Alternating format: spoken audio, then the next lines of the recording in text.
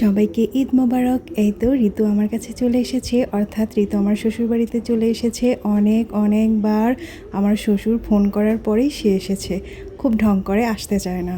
আর এদিকে আমার হাজব্যান্ড অনেকবার ওকে ফোন করেছে, যাই হোক এসেছে। আমার শ্বশুর ওকে অনেক বেশি স্নেহ করে।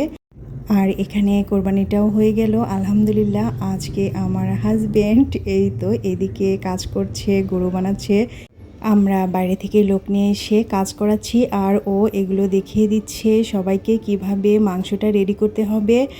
আর এটাতে সে অনেক এক্সপার্ট। সব কাজগুলো আমরা বাইরের লোক দিয়ে করাচ্ছি।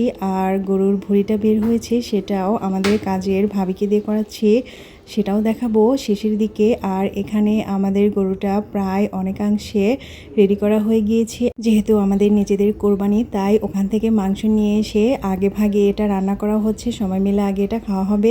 এই তো গরুর ভুঁড়িটাও পরিষ্কার করেছে আমাদের কাজের আন্টি ভাবি মিলে। আর এখানে নেহারিটা পরে রেডি করা হবে। আমি ছোটোখাটো একটু ভিডিও ক্লিপস আগে ভাগে নিয়ে নিয়েছি। এই তো আমাদের কাজের ভাবি ভুঁড়িটা পরিষ্কার করছে খুব সুন্দর করে।